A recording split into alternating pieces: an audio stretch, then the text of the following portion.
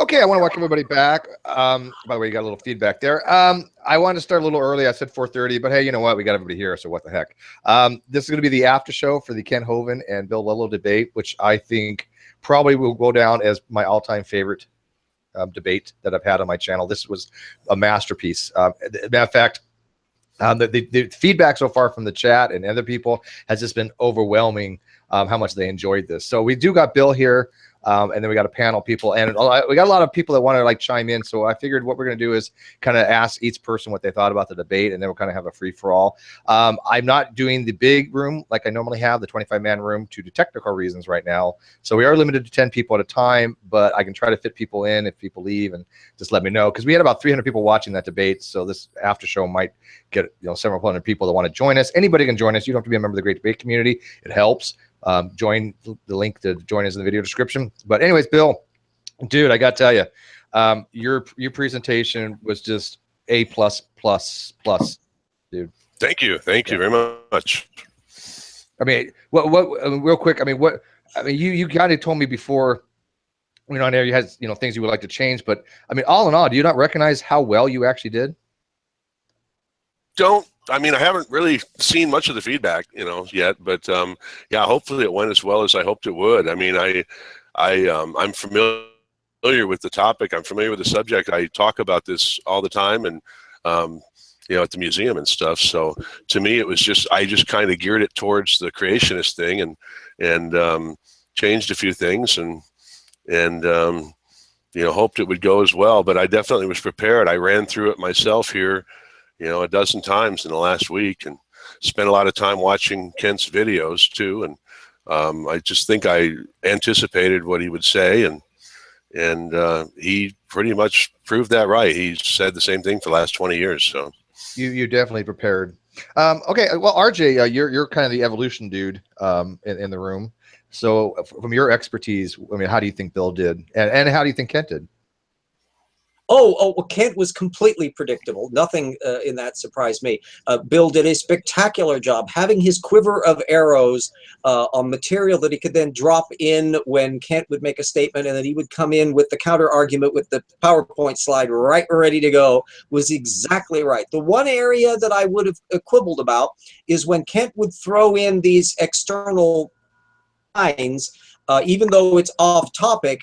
You need to dismiss it with a methods approach, which would have been to say, oh, Kent, you're at it again, like somebody over on your side has ever worked out how many kinds there are. They can't figure any of this out, and you don't pay any attention, so please don't go there, that kind of thing. But that's, other than that, the material, it's very hard like Hovind, because he moves so damn fast, and I think Bill did a splendid job of that. Yeah, that's one of the biggest things with Hovind, is that obviously we know he gives scallops, and I think that there was some times they kind of went astray a little bit, but I didn't really want to reel them in. I wanted them to work it out with each other, and I think they did exceptionally a great job of doing that. I think we all had recognized that, hey, he's trying to take me down some rabbit holes. I'm not going to go chasing that rabbit. Yeah. So Heavy, what about you, from a person who's a science enthusiast, kind of a a layperson like myself kind of thing? How do you think it went? That was one of the best presentations I've seen. Bill started off running and didn't stop. I think he gained speed. The slides, it was like bam, bam, bam, bam, but he had all his information ready. All the pictures was right there. He gave just enough information to where he could cover this real good. Then he moved to the next step, cover that real good, bam, move on. Bill, I hope you take the parts that you did and make a separate video, just those pretty much, because they were great. I mean, it was so awesome. Okay, now I want to do one little thing. Fiona may hate me for this, but taxes, taxes, taxes, taxes, Hitler, Hitler, taxes, taxes, taxes, taxes, the flood, it's the flood. And I can't say you absolute get. I wish I could sing it like it really was. I only have one thing to say to you, Heavy Hauler. Mini snowmen. Oh no! Yeah, Heavy. You want to make a mini snowman, so you got no room to talk. Yeah, just a mean man. Oh, by the way, wait, before I forget, before we go any further, I have to announce the winner of the creationist bingo. Was it Hana? Not Hana Zubi, but Hana, the other Hana. Who won the bingo? Does anybody know? I think it was Hannah Anderson. I think it was Anderson, yeah, Hannah Anderson. I think she was the first to call it out, right? That was a great touch, by the way, guys. Did we get awesome. a blackout? Did he like hit on every single one of those the things on the blackjack card? No, I think there were some things he didn't touch on. Okay. They didn't repeat. Yeah, that was entertaining. I think it was Hannah Anderson the one. So congrats.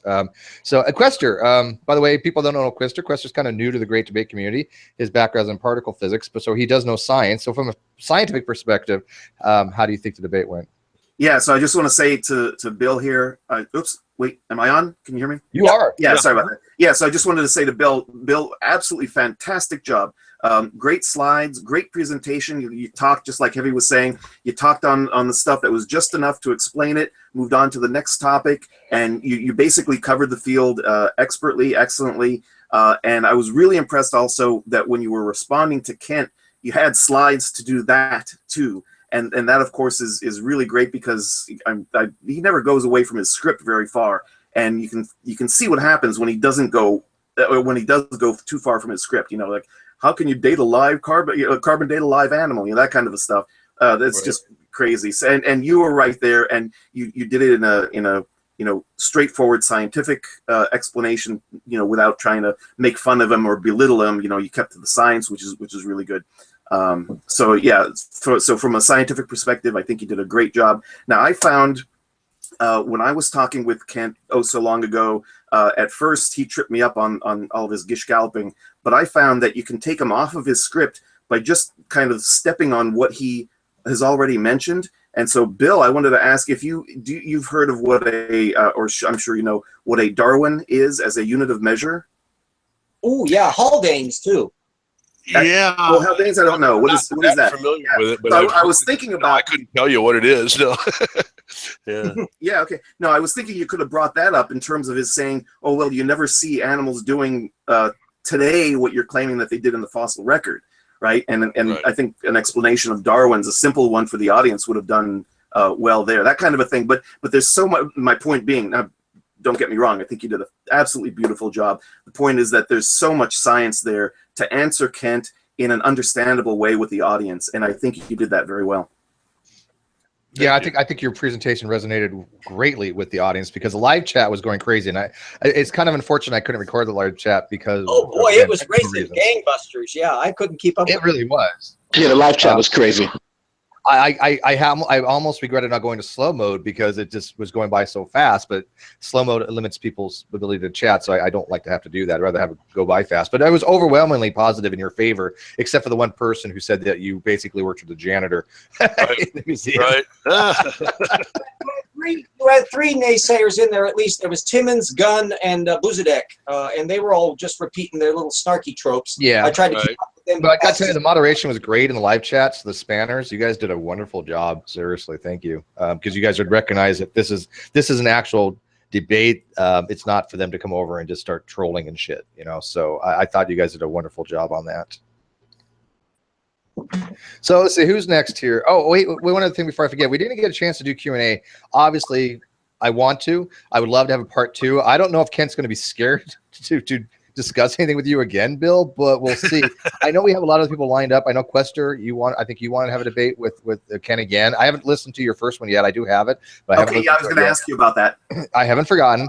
I'm glad that Ken brought something up about morality, and I'm glad you didn't take the bait for that, because negation of P, he wants to have a debate with Kent on morality. So now that he brought it up, I can say, hey, Kent, well, Bill's not the person to really talk about the morality issue, but I do have somebody who does, negation of P, and get him in that way, to talk about that, because he's always wanted to do just the biological stuff. Kent had told me that, I'd want to debate evolutionary biology, but now that he's opened it up to other things, I think we can have somebody else have debates on that kind of stuff. Is that cool? Yeah. Okay. Has anybody ever approached Eric, his son? Oh yeah, well I've had Eric. I've engaged with Eric. Really? Okay. Oh yeah. I would love to do because I mean, rather than do Kent again, because it always ends the same. But I would love to do like a Grand Canyon. I mean, Eric, you got to wait behind Grand Canyon all the time. I talked to. I even messaged Eric the other day. and asked him, hey, are you still wanting to do a debate with Pelagia? Because he had told Pelagia he would, but he hasn't really followed through with that. But Eric's style is a little bit different. Eric, every time we engage with him, and I have engaged with him directly, not moderated, but he doesn't have the charisma as Ken has, and he just throws things out there, and it doesn't really, he doesn't understand any of it. Anything at all. And so he'll just throw something out there as a defeater, like, oh, well, Steve, I mean, have you not learned that epigenetics destroys evolutionary theory? What? What? Yeah, I mean, that's how he argues. So, but you have to wait in line behind Pelagia on that particular. Sure. Yeah. But yeah. To take a whack at him too.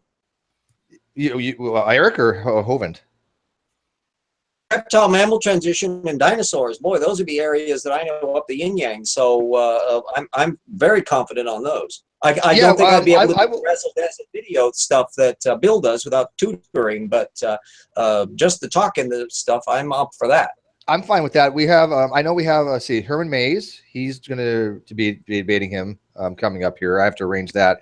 We all know Herman. He's got a PhD in evolutionary biology. And who else? There's somebody else that wanted to debate him. Maybe it was a general on Solo. I'm not sure. But anyways, back to this particular stuff. Let's go to how about Blackjack Reviews. You are the expert on religious studies here. So as a theist, or how did you think that it was? I know this is about science, but I mean, I wanted to make sure that we're also covering all bases here, because Kent likes to take it into the realm of theology, obviously, and I think he did a really crappy job doing that. He's kind of just tossed it out there to the side, you know. Yeah, I actually loved it.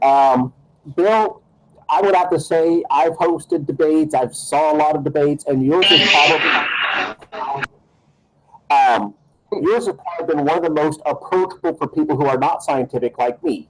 We're talking, you know, let's just say basic high school education when it comes to biology, as far as, you know, serious study of it.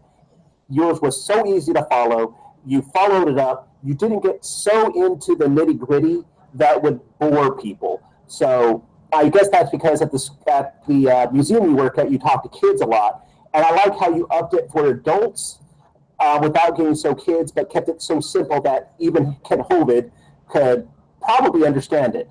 One thing that we've been mentioning in the chat, I was very impressed, is you didn't take morality bait, because that's one of his favorite tactics to get scientists into that. Well, what is your thing going to lead to? What is your theory going to lead to?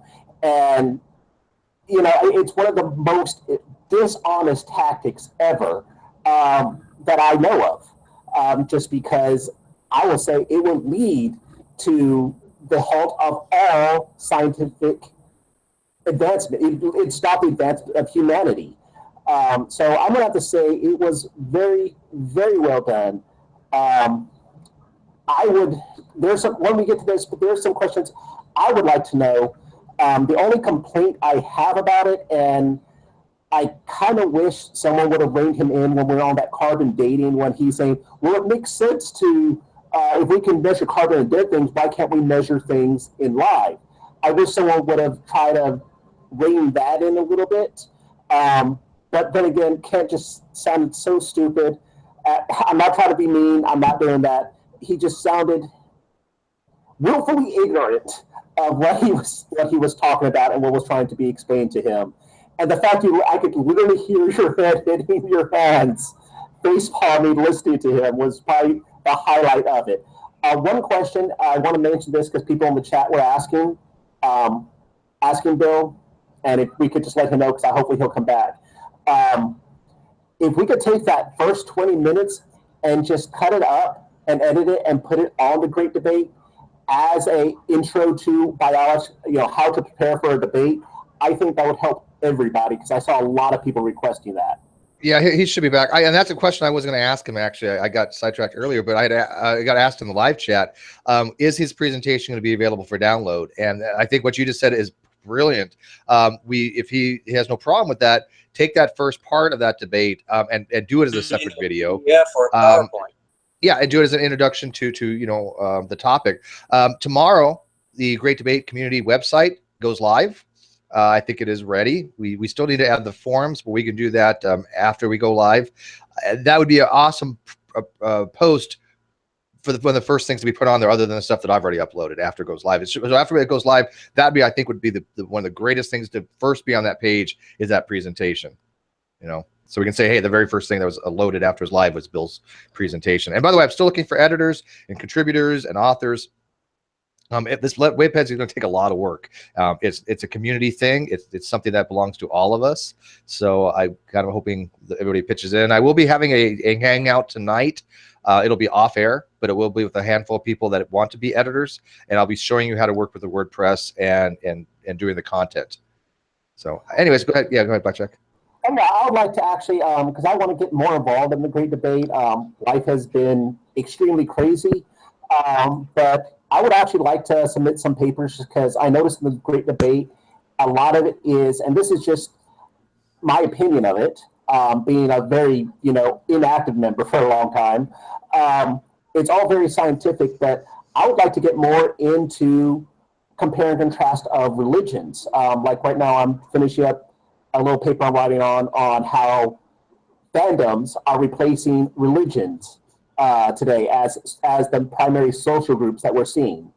Something I'd like to contribute to that. And those who are part of it, I would like to encourage people to comment to it and see what we can do to build it up and get it not so science focused constantly. And this is going to sound weird, but as a theist, some more rational theists contributing to it, such as General Han Solo and things like that, and people who we don't know.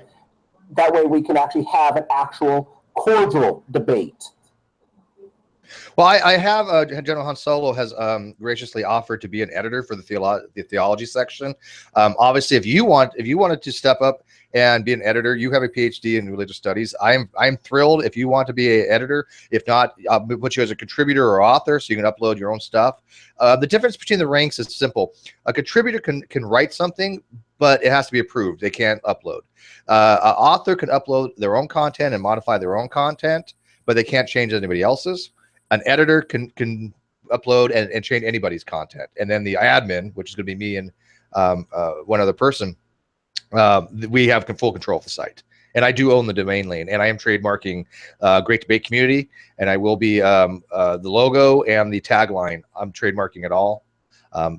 People have been helping me with that. So, yeah. Steve, are you going to have folks like maybe even Kent offer something just so that we can have something up there for others to respond to in writing?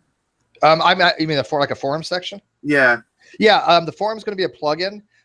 It's going to be done after we go live. There won't be a link to it, but we didn't want to put the forums up before we went live because it doesn't transfer over. So it's going to be added in addition to the page after we're done. We're also going to have a new wiki page. We do have the fandom Great Debate Community wiki, but for various reasons I'm not going to go into, I want to have a secondary wiki page, which is going to be basically a copy. It's just going to be the same XML copied over, but it's going to be on MediaWiki.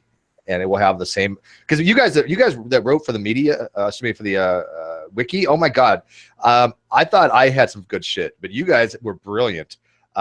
The very first, 50 so pages is basically me and two other people writing the content. But after people saw the direction of it, they took it on their own accord and ran with it. People like Lebed Student and Hiller and other people. Oh my God, it is. If you guys haven't seen the wiki page for the Great Debate Community yet, I'll put it in the video description. But go check it out. It's stellar. Would you guys agree? You guys looked at it lately? Anybody? Yeah, I've looked at it. I think it is stellar. It's a lot of good content, and I'm surprised that it's funny because I like how they just separated like different groups, the CCP versus this versus that. So it's pretty nice. I think you guys should go check it out. Yeah, that's kind of the way I wanted it, because I know there's this mentality. It's the Great Debate Community against the Clown Car Posse, but it's more than that. The Clown Car Posse is just they're an offshoot. Yes, a few of their members do belong to the Great Debate Community, but for example, when someone like True Empiricism is talking about how he's referring to the community, he's not in the Great Debate Community. He's somebody we talk about, but he's not an official member. He's in the extended Great Debate Community, and I mean that as the whole, right? But the actual forum that we all talk about as far in the on G+, the Great Debate Community, he's never wanted to be a member, and I don't know why. G-Man is right. anybody can join unless you've had problems with sniping. I don't let snipers join. So is Bill coming back? I'm kind of I don't want to open it up too much if he can't get back in. But I will put the link out there. Floyd wants in. Yeah, come on in, Floyd. Yeah, you should at least keep one spot open for him because this is like the guy. One thing, I think Kent got overconfident from the last debate that he had because he seemed to had I don't want to say won, but he seemed to have been more successful in his last debate, and I think he came in with that confidence in this debate and just got like really crushed. It was like really, really bad. I'm glad you brought that up. By the way, Bill will message me on Facebook when he wants the room, and then the last person that came in, I think Anase, you're going to have to make room for him. But yeah, I'm glad you brought that up, MP. And it's funny you mentioned that. We had said the same thing. People had asked a lot about Nolan's debate and why I allowed it. Pew, review. But I'm glad I did. I don't regret it. But I knew there was going to be problems. I knew that it wasn't going to go over very well. But as PZ Meyer said in the live chat, he said, this is how not to debate. This is how not to go into a debate and be very unprepared.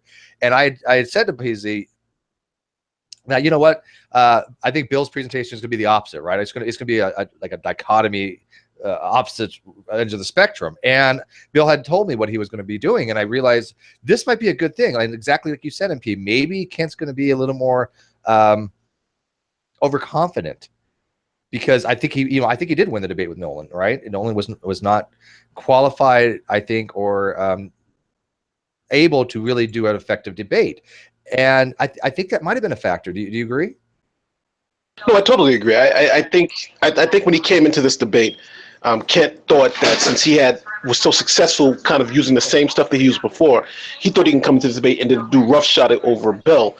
But Bill just, Bill, this debate that Bill had was it was one of those things where if you know what your opponent's going to do, you can just prepare for it and just be ready for the shots. And that's exactly what he did. Ken Hovind said nothing that was unexpected. He went right to his wheelhouse, and Bill just already had every rebuttal ready for him. So it was classic. But I think the overconfidence from the last debate, him coming into this debate thinking that's going to work again, he just got smashed. And it just, it's unfortunate, but he just did.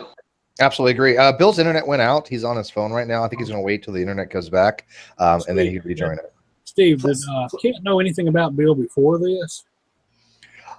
Or do you know?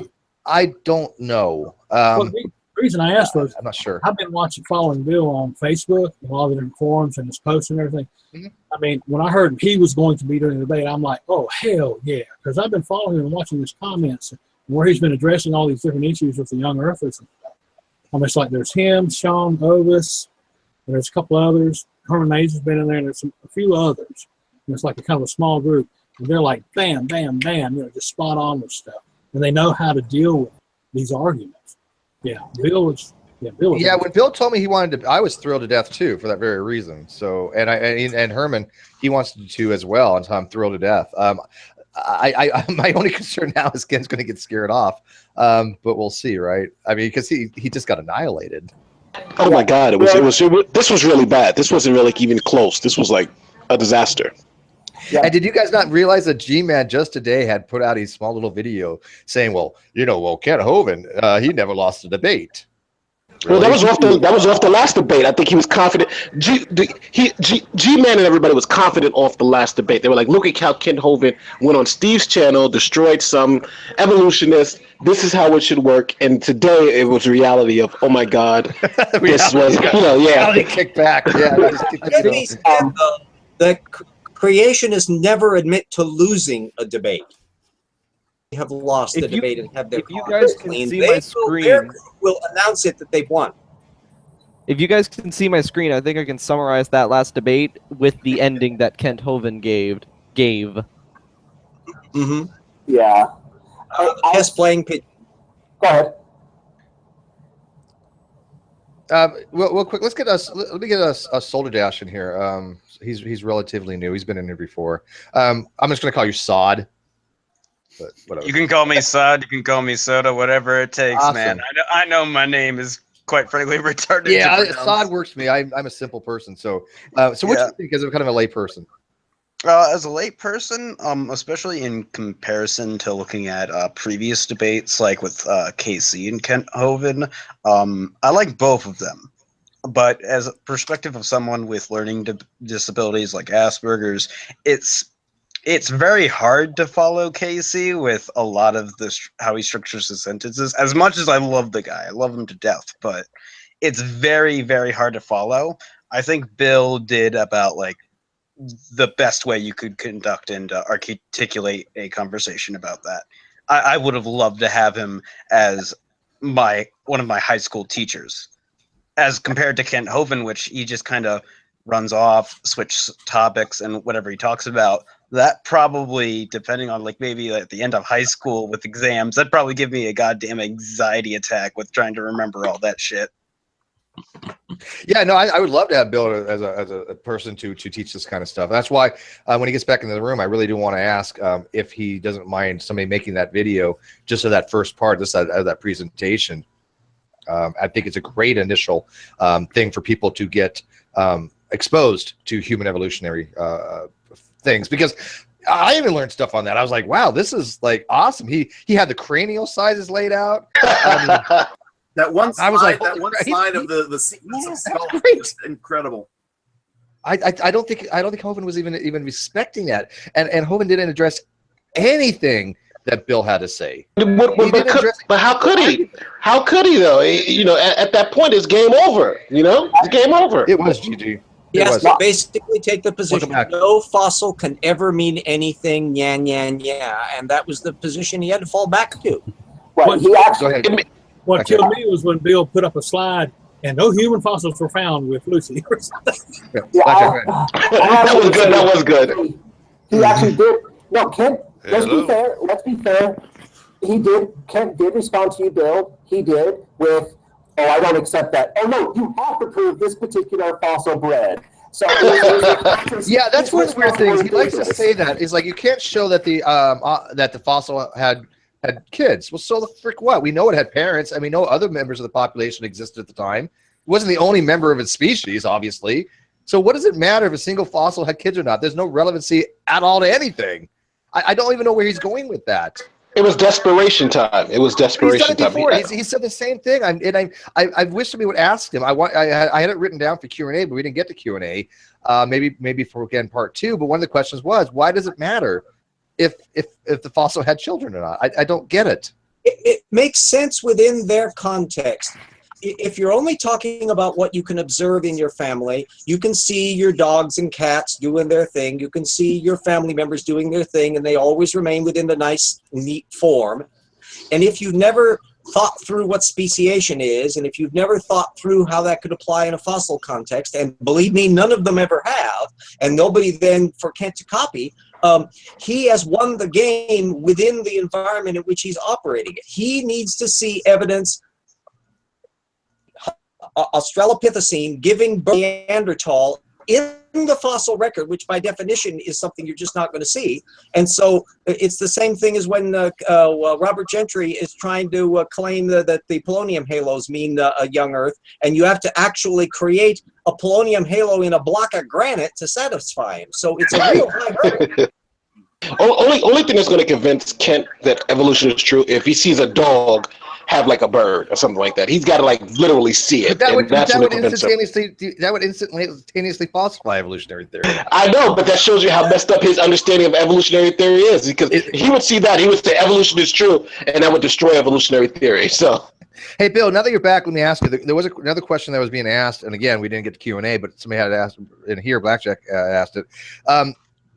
Are you going to make your presentation available for public, as far as if we took just the initial part and made that into a separate video? I've got a really bad connection here, so I may not be able to stay on the call. It keeps dropping. Yeah, our internet went out. My girlfriend just checked, and they said it won't be restored until probably 10:45 our time or something. So it's really bizarre that happened today. It's a good thing it didn't happen an hour earlier. So is God punishing you for making one of His children suffer?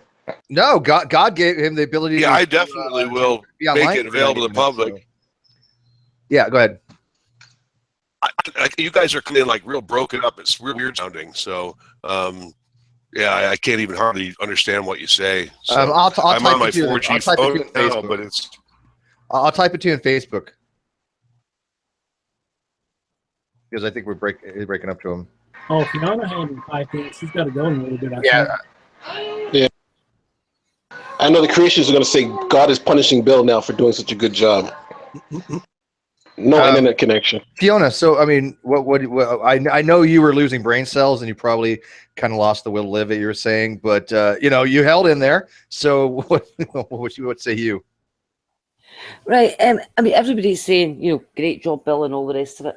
And I totally agree with them. But I'm going to go the other way and look at Kent's performance. And I'm going to say that he brought up every prat that has ever been dealt with. For anybody who doesn't know, a prat is a point refuted 1,000 times. He's not changed his argument in all these years. He still hasn't actually grasped what evolution is. And he ignores the fact that we observe evolution happening in real time. We study it happening. Evolution happens. He will say he only accepts micro. He hasn't worked out that he can get to 10 by doing 1 + 1 + 1 + 1. Yeah, I mean, it's like trying to say, well, you can't walk 10 miles because each step that you take is only, what, 70 centimetres? But yeah, but you can put lots of steps together and get there. So, Ken, I don't think has brought anything new at all. But the bit that blew my mind was the bit about the C14. Oh, yeah, that was good. I was saving that for my bit. Go on. Yeah, that blew my mind. Yeah, that was good. Because for anybody who doesn't know, you have got a ratio of C14 to C12 in the atmosphere.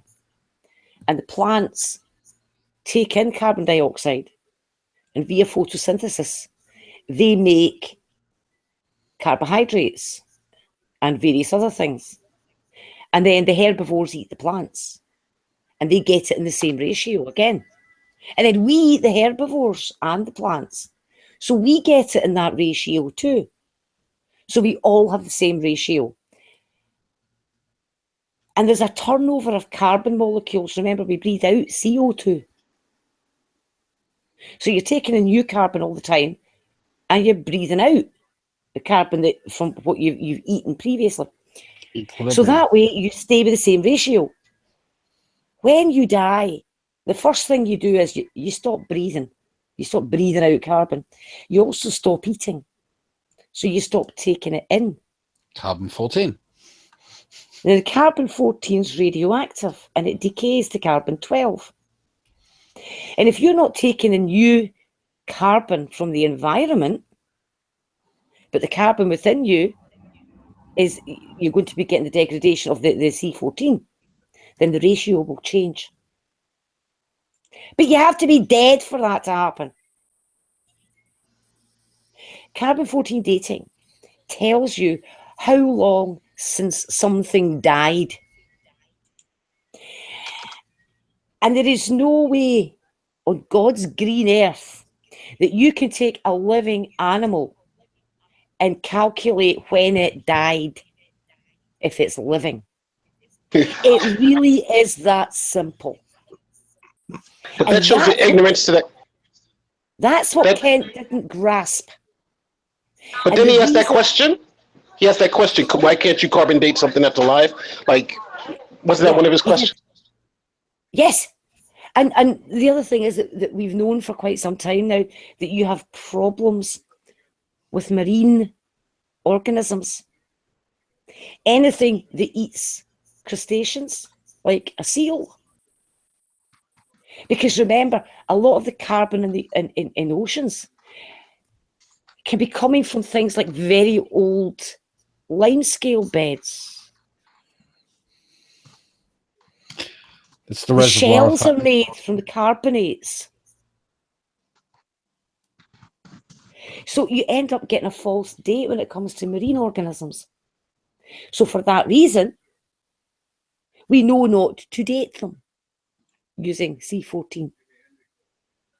Because each method has got its limitations. You have a window of a certain age that you can examine. And outside those limits, you know the results are going to be naff. So you don't go outside those limits. You remain in the area where it is accurate. And it's various testing that has shown what the limits are for that. Same with any dating method. But to say, why can't you carbon date something that's alive, shows that Kent hasn't grasped that carbon dating shows time since death, as in time since this carbon turnover stopped. That's sad. Oh yeah, that is pretty sad. Yeah, and you know what's funny is I had, when I engaged with Kent several years ago, one of the things I had brought up was one of the slides that Bill had mentioned about the Fairbanks mammoth and the radiometric dating. One of which that it was invalidated by the collector. It was soaked in glycerin. But the more the point that Kent had admitted that those claims were bad claims. He said he wouldn't be using these things any longer. He didn't even bring that up to Bill, saying, you know what, yeah, I've been told these are invalid. Like, for example, one of his citations in his Creationist Handbook 9th edition points out there's a periodical paper called the Quaternary Stratigraphic Nomenclature in Ungulated Central Alaska. It's a professional survey paper, 862, and he uses it as a reference talking about baby Dima. Well, the paper was published in 1975, and baby Dima wasn't discovered until 1977, and not in Alaska. It was discovered in Siberia, and I had pointed that out. Other people had pointed out to before, but I kind of shoved it in his face, and there's no way for him to run. And he has admitted that these radiometric claims, he should have checked them out better. And I was surprised that he didn't even acknowledge that, saying, well, I haven't used these slides in a while. I've been told they're not true anymore. He just trowed through it like he's never been told this a million times that these slides are invalid. He's got a script, and he's got to stick to the script. He has to actually, I think, revisit his arguments and get like a post-prison argument, because all this pre-prison stuff is, it's all been debunked, and Bill just kind of easily figured it out and said, this is what he's going to say, and this is how I'm going to rebut it. But now his post-prison life, I don't know what's wrong with him. He just doesn't. He thinks this works. These arguments work for an audience that does not understand what's going on. And a lot of times those are and then when you're in the hills or down there in Florida where he's at, we can go to a place and just make these arguments and people will say they make sense. But when you come to a place like this where people are kind of in the know, then you can't. These vapid arguments don't work anymore. That's 20 years ago. And more importantly, we have the internet now. We have things called Google, and people can actually go validate his claims. His book, The Creationist Handbook 9th edition, I'll probably end up putting in the video description, is open to anybody. He says, go ahead, do what you want with it. We have gone through each claim in depth, and they're all invalidated because you can go research them and go, okay, I may not have to know anything about science, but I want to know if this is a valid claim or not. Like his claim that we've changed the speed of light, that we've broken the light barrier, all that other crap that KC had brought up, that anybody can go check. And when you find his claims are completely without merit, you know how to address them, because we didn't have that ability, 10, 15 years ago. You couldn't instantaneously look up his citations like you can now. Yeah, 90% of relevant technical literature is available full text free somewhere online. I depend on that. By all means, everybody make use of that. It's a gold. That's amazing. That's amazing. This is where the term cargo cult really comes in and applies. I mean, the whole idea of Kant and the creationists in general is that they just want to put up a veneer that looks good and looks like science to anyone who doesn't know science, because that's a great way to sway a lot of people, because a lot of people don't know the science or they're not familiar with the details. So they just put up these this veneer of something that sounds good, looks like science, and run as far as they can with it. And this is why, Steve, this is great. It's more complicated than that, Quester. that what Kent is, he's a secondary redactor. Everything he puts up, like when he preens that he cites science papers, I would have asked him, had he actually read those science papers? What they've done is building up a series of secondary arguments. They may get caught and their hands burned on one at a time, and they'll discard those, but their method is inherently flawed. They can't tell the difference between a primary and a secondary source. And with that, they're screwed. Yeah, I mentioned what you mentioned something about me. What was that, Quester? I heard my name. Yeah, no, I mentioned this to Steve not too long ago because I have an audio to put up. So I'm going to make it into a video to post on to YouTube where I called in to Kent's show. And he tried this, which was he cited a couple of references. I was talking to him about physics and cosmology, and he cited a couple of references, which even if I hadn't been prepared, would have just completely knocked the argument down, or at least crippled it a bit. It just so happened that I had read those very articles that he was citing, and I knew Kent just had absolutely no idea what the articles said. And number two, they were not from a primary reference. They were from some popularization magazine or something like that. And so I called him on him every time and knocked him down. Yeah, like I said, I haven't had a chance to listen to that. I will. But I can tell you right now, that his whatever Kent said to you is exactly what he said to Bill today. Probably, his shit has not changed at all. Right, exactly. He sure is an old-fashioned man. Well, he's consistent. I'll give him that. I mean, he's probably the king of consistency. He hasn't changed at all. Oh my God, I wanted to put my head through a wall. I was listening to that, and I'm like, damn, Kent, what? I honestly enjoyed Bill's lecture. I'm one of few people at my college who enjoyed lectures. That was interesting, and then it was a horrible mood shift from Bill's intelligence to Kent's pure stupidity. I wanted to die.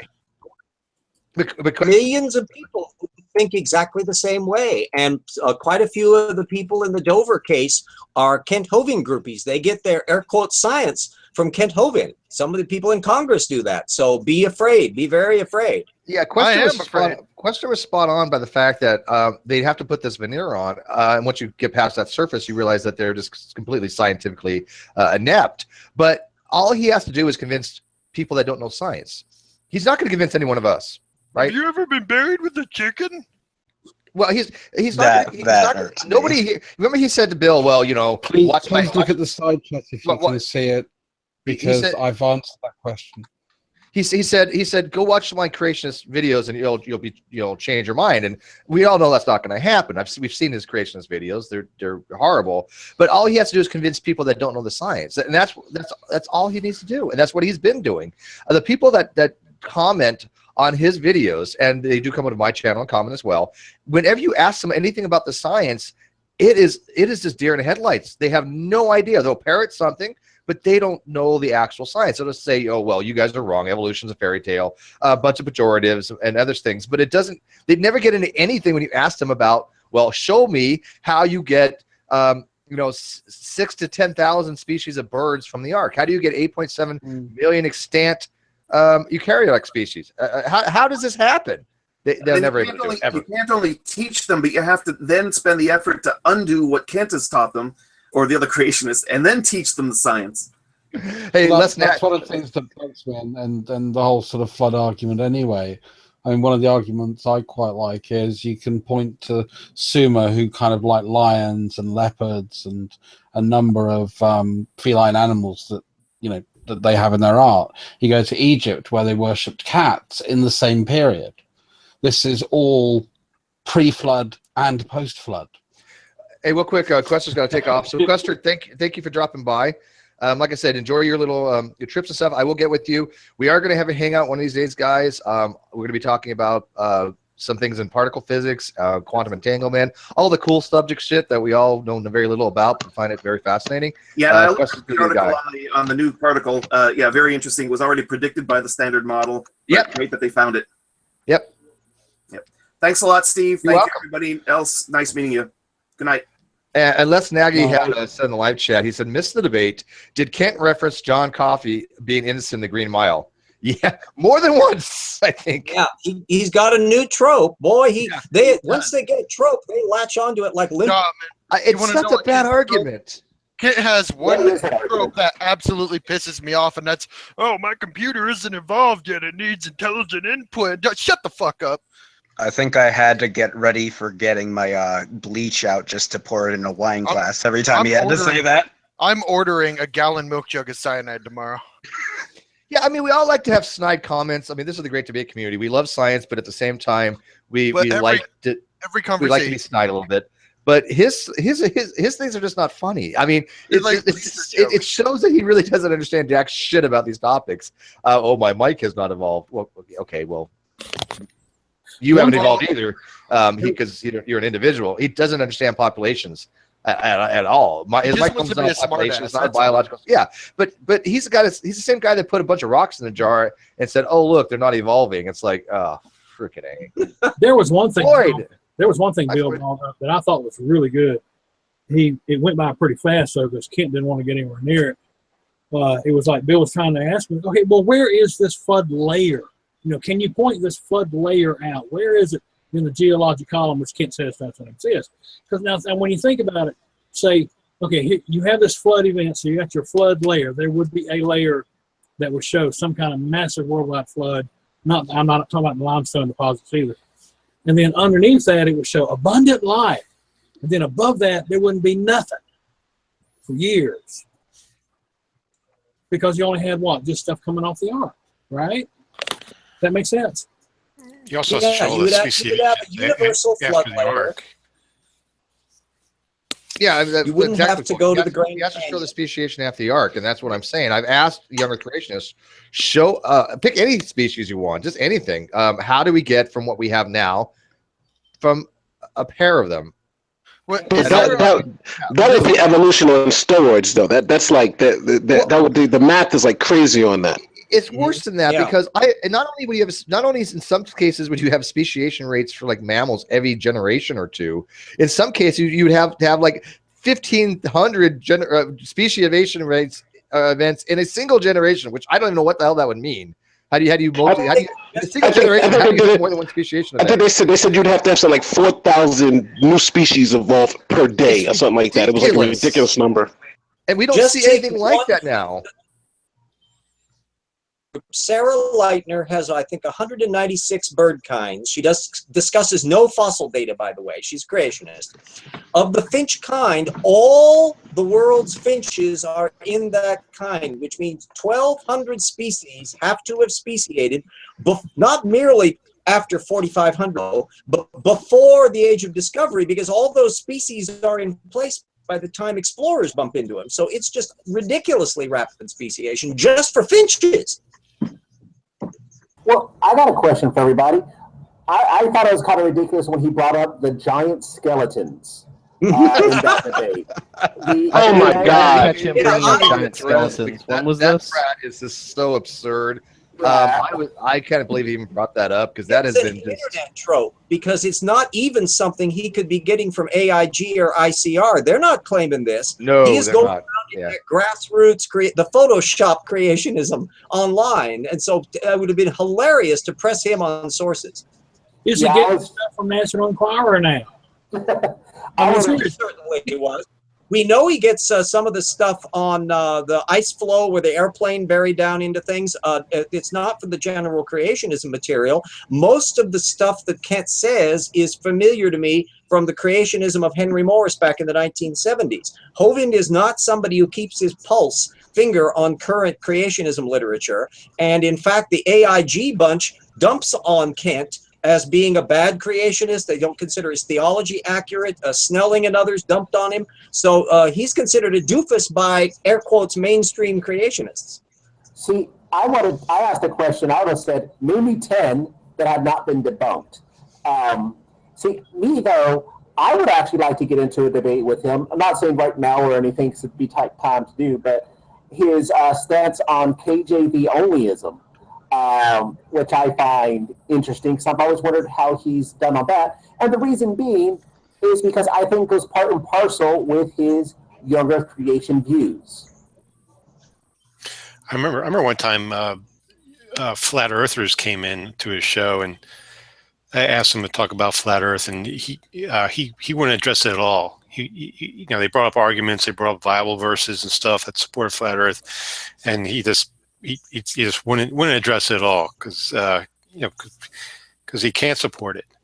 But the same verses that they use to support young Earth creationism, you can use to support the flat Earth.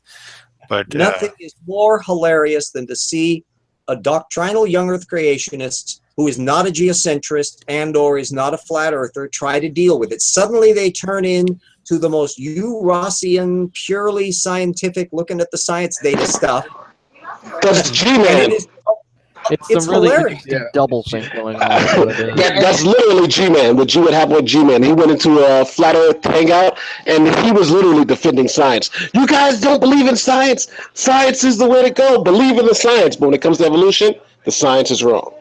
Yeah, he's very selective on that. But he did, again, he has videos recently saying that he's going to be making science videos, and I'm thrilled to death. I am thrilled to death. I'm like, you know what, G-Man, that is awesome. The first science video I want you to make is your promise that you're going to explain to everybody what happens when DNA goes into solution, and explain to us how, according to true empiricism, how it falls apart like tissue paper, how it breaks apart into its nucleotide sequences, how it falls apart to its monomers, and all of a sudden, when you remove the water, it magically reconstructs itself, and you're able to do like BCR reactions. I want you to make that video, G-Man. If you ever watch this video, please follow through on that. I beg you. That's like Donald Trump making a video on the best way to practice Islam. You know, it's not going to make sense. What could possibly go wrong with G-Man making a video on biochemistry? What possibly could go wrong? I mean, come on. You know who was pushing Kent Hovind videos around 2004 or so as these wonderful science works? Phyllis Schlafly. The hyper-conservative. She was talking about Dr. Kent Hovind and these wonderful science lectures. Oh, yeah. Kent Hovind has a lot of followers knocking around, and some of them are in creepily high places. So is Mike Pence. Remember, Mike Pence gave that huge anti-evolution talk on the floor of the House, which was very scary. Oh, that was. I watched that. And it wasn't very long, but an environment that's pro-Kent Hovind. I didn't see that. When Pence was talking, he was talking to the Speaker of the House, wasn't he? Yes. I think so. Yes. Yeah. That was the most cringeworthy 5 or whatever minutes of my life when I listened to that. I was like, did not somebody in that room want to stand up and look at him like, holy fuck, how are you in a position of that where you're at? And this must be actually, was it? He did that before he became president. Vice president. Yeah, way before. Yeah. It was way before. Yeah. But I was like, did anybody go, dude, you are so freaking wrong? But no, I think Congress are full of idiots anymore. I don't think any of them understand any of this shit. There are relatively few. Was Congress not full of idiots? I honestly have to ask that question. Because there is more than usual. Church. There's just the church. It's not the state and church. They're practically owned by the church. They might say there's a separation of church and state, but I could guarantee you there's more Christians in the fucking state than anywhere else in America. Well, yeah, but I have no problem with that. They could be Christians. That's irrelevant. The point being is his that they're partial to Christianity is my problem. But he went in front of the Speaker of the House saying that evolution is not confirmed, or it's just a theory, and that they should teach other things. And it's like no. That's literally like going to say, you know what? Well, gravity hasn't been confirmed. We really don't know if gravity exists. Therefore, we should not teach physics and Newtonian physics and the general relativity. We shouldn't teach any of this stuff to students. I don't think any physicists should know anything about that stuff because it's taxpayers funded, and of course, if they want to learn that, they can do it in private school. That's the equivalent. That I mean, Pence and did you know that gravity's just God? Obviously, man. But from the culture framework, they believe they have the solid science. And the vast majority of people that are serving in Congress, at the very least, are not going to dispute that, because a lot of them don't know enough about the subject to do so. Many of them take a religious perspective in which they have kind of a squeaky, vague, intelligent design proponent. And so you're certainly not going to find all that many people who are knowledgeable enough at the technical level to be able to shoot back at him. Then, of course, there's also proprietary things of where once you're speaking on the floor, unless you actually get up and respond. Right, I get that. But I mean, it was just so you do not have a scientifically literate Congress, no. But I can tell you right now, I feel like we created the American National Academy of Sciences, if I remember the name correctly, for a reason. It's almost like Congress forgot about it. Well, they don't listen to them. I mean, look at Trump. I don't want to go too far into politics because I hate that in my channel. But I mean, Trump wants to abolish the tsunami warning system. The Right? earthquake warning system and the like, yeah, that's cutting. I live in one of the states. He's defunding that. Why? Because they think it's just extra money. You've got a weird group of penny pinching ideologues in the. If you're living in a Wall Street tower, what do you care about all these silly little scientists doing all of their money wasting out there in California? And by the way, they didn't vote for us anyway, so we shouldn't care. What about churches, though? They don't pay income taxes. If you did that, then certainly there'd be some money going around, right? Yeah, but part of the reason we don't want to tax the churches is because then it makes our state reliant upon the churches. Yeah. But not our state, but our country. Never mind. We do want to keep things separate. Damn it, you're right.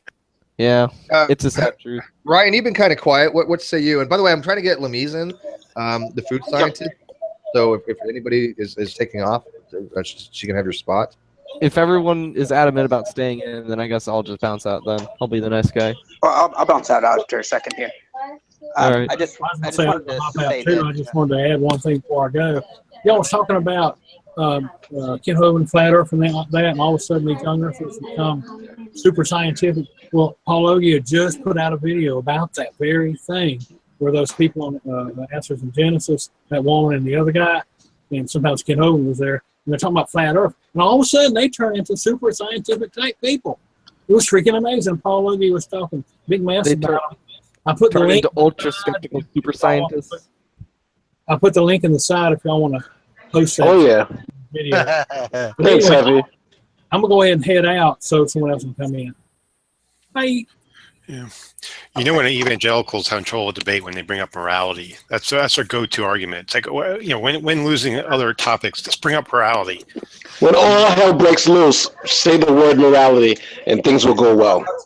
Living together. Yeah, it's part of the trope. This has been the core. That's why I describe anti-evolutionism as culture camp conservative religious, because that's the demographic that are virtually all anti-evolutionists. The exceptions are so few you can count on one hand. Well, hang on. Ryan, you were actually going to go, but I just wanted to pop in and say that Bill did a great job. I mean, I've been talking to him for maybe 5 years in different groups, and he's always been polite. And what really pissed me off about Hovind this time is he made it sound like Bill just wants to deconvert Christians or something. It's that, like, at the end there.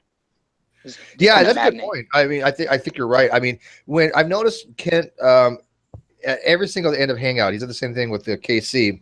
By the way, King Crocoduck's video, next debate with him is going to be on the 21st, and Apologia is working on a trailer that he's going to upload to Casey's channel, which I've seen a little bit of preview of it. It's so far it's really good. So I no disrespect to Casey. Casey does a wonderful job in these debates. Awesome. But I got to tell you, this presentation today that Bill had just far and away set the gold standard. Oh yeah, it did. It just did. Yeah, Bill, if you can hear me, I only just heard about you from this debate, and I already like you, my friend. You did an awesome job. You're going to get a hell of a lot of subs, because I'll definitely sub to your channel if you have a channel up. I don't know if he does, or I don't know if Bill does or not. I mean, he said he's going to upload to his channel, but I don't know what his channel is. I haven't seen it. So I have to put it in the video description at some point, but he's having connection issues right now and everything. So later on tonight, I'll find out. But yeah, once we find out what his channel is, definitely go sub to Bill. It should be the Hovind Whisperer, because he definitely talks. All right, well, I'm going to bounce out of here. Thanks for the great debate. Thank you. Yeah, thank you. Like Kent Hovind, if he was an animal, would be a really, really old basset hound, just laying on the ground, being nothing. Lamisa's going to get in here. I have to do another hangout after this off air with my editors, and after that, I'm probably going to crash. We're supposed to actually had a few things planned, but I'm really getting tired. So I don't know how much longer I'm going to keep this open. If you guys wanted to come in, do it now and say what you think about the debate. I think it's kind of ubiquitous that everybody thinks that Bill just annihilated Kent, and I don't want to scare Kent off because he's got a lot more debates ahead of him. Oh, hey, Herman popped in. I never expected that. Yeah, I'm going to drop out to give somebody more some space for some new blood. But yeah, this was total annihilation. I don't know where you can go from here. If he shows up to another debate, I'd be shocked. Tell G-Man that, because G-Man, I don't know how he's going to spin this. Be like, because he literally just said this morning, well, Ken Hovind has never lost a debate. Yeah, well, I think he was talking about the last debate, like after the last debate. Because the last debate, Kent, was rocking it, but this one was just oh my God. And I'm fine with admitting that, right? I mean, I don't have the tribalistic thing to where I can say every time Kent loses. I think Kent did have a better presentation of sorts in comparison to Nolan. So what are you going to do, right? I mean, honestly, I feel like if G-Man has anything to say about this, it's going to be it's going to be from Kent Hovind's ending words. You didn't prove anything you said. Well, the topic of the debate was, is there evidence for evolution? Well, clearly Bill gave overwhelming evidence for human evolution. I like how Kent Hovind kept criticizing him for changing the debate topic, and then near the end there, he asked if it's wrong to fuck your 12-year-old daughter. That's something that's but you know what though? I give props to Bill. He didn't take the bait. I mean, none of us thought of fucking a 12-year-old daughter until Kent mentioned it. So good on you, Kent. Yes. You know what? That was a little disturbing, to be honest with you. I don't think that was why you would put that in a debate. You learned it in prison. That video is going to get hits. He was desperate. You think so? I mean, you think he was that desperate? I mean, I've never. He was desperate. Part of the ideology. Somebody's perfectly out of him for that. Kent Hovind doesn't understand why having sex with your 12-year-old daughter is wrong without galled. Well, God has to tell you that. It's one of the very simple why it's wrong. You think, am I going to harm something in doing this act? Yes, then I don't do it. It's that simple. We do have a super chat, Stephen Thrades. I hope I pronounced that right. Stephen Thrades. Kind of new to the community. Great debate and after. Thank you. I do want to welcome all the people new to the Great Debate community. We have several hundred new people coming in. We're on track to break 1,000 for our membership. That's amazing. Because I remember when we started off, it was like working to get 100. Yeah, people have been very kind in donating. I have Patreon now. People have been very supportive of Patreon. I have a lot of people donating $1 to $10. Some people even more. I'm honored by that. So if you want to be a patron, if you want to toss a few bucks for PayPal or whatever, it is going to a good cause, because I am putting a lot of effort in building this Great Debate community. We are making the webpage go live tomorrow. But it is a community effort. This is for everybody in the Great Debate community. This is something they're going to have access to. And we promote their channels, right? I mean, Pelagia's channel, we all agree. If you haven't subscribed to Pelagia, you don't even deserve to be on the Great Debate community, right? I mean, his channel's really good, right? So hey, screw you, buddy. I only just heard about him today. But you subscribed to him already, right? No, I didn't get a link to his channel. Go do it. You're forgiven, my child. Go subscribe to who? Pelagia. I found excuse me just for a second. I found Bill Ludlow's YouTube channel, and I put the link in the side chat. See if you want to post it. And yeah, I'm gonna add it right now. Thanks. I'm gonna go ahead and head back out. Hey, Harmon, take care, man. Take care. But yeah, like I said, there are some people, I mean, in the Great Debate Network that, I mean, we just want people to subscribe to. And of course, Pelagia is one of them. But hey, we do have Herman in here. Herman's going to be debating him at Kent at some point too. I haven't worked it out yet, but I will. It'll probably be toward the end of this month or the beginning of next. But Herman, you there? Hey, yeah. Can you hear me? Yeah. Did you watch the debate? Yeah, I did. What'd you think, dude, from your area of expertise? Yeah, he did an amazing job. I think, that kind of preparation to go into something like that, he really should be commended for, taking the time to, actually do his homework a little bit, because he did a great job. I just I like the fact that it was so well laid out, that it was just like, boom, here's the evidence for Hovind evolution. Boom, boom, boom, boom, boom. And yeah, there was no rebuttal to any of it. The only thing I heard for rebuttal was, well, how do you know it didn't have children? Well, yeah, what the hell is that guy with it had children or not? That was the one that really gets me more than the rest, and that's why I'd sort of like to. I kind of smelled blood in the water a little bit when I heard that, because to debate him on common ancestry, that's a real weakness, because that also is kind of a straw man argument that a lot of creationists they think that evolution says that the fossil record should reflect genealogies, and that's nowhere does anyone claim that any of these fossils are our direct ancestors. Right, and I think that's what they do, though. I really do. I really think they think that every fossil that we find, they think that we're somehow direct descendant from that particular fossil. Right, and and in part, to be fair, I have to say, a lot of those misconceptions come from a very cavalier way of talking about evolution that I see a lot of my colleagues do and professional people do sometimes. And when we talk about evolution, we kind of understand those nuances, but the public doesn't. And I think it's them to get confused and think in terms of direct ancestor-descendant relationships being a fossil record when that's not at all. But isn't that kind of way?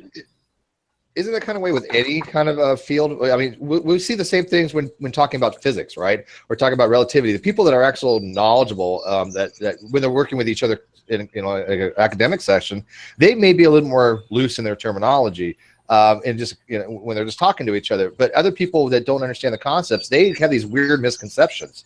Yeah, I think that's very true of any field, and the part of the problem is this modern science is so specialized that a lot of times you can be a behavioral ecologist or a phylogeneticist or a particle physicist, and most of the conversations you might have in your career about science are either with students who you kind of expect to bring some measure of literacy to the table, or your colleagues, and you're rarely having discussions about science with people who are so divorced from the actual science like this. So it gets easy to sort of talk in a very laid back way, like you're used to doing with your colleagues, and kind of assume a little too much. Yeah. And I think everybody does it. You've got cladistic analysis where you don't identify ancestor-descendant relationships. You're talking about sister clades and all of that.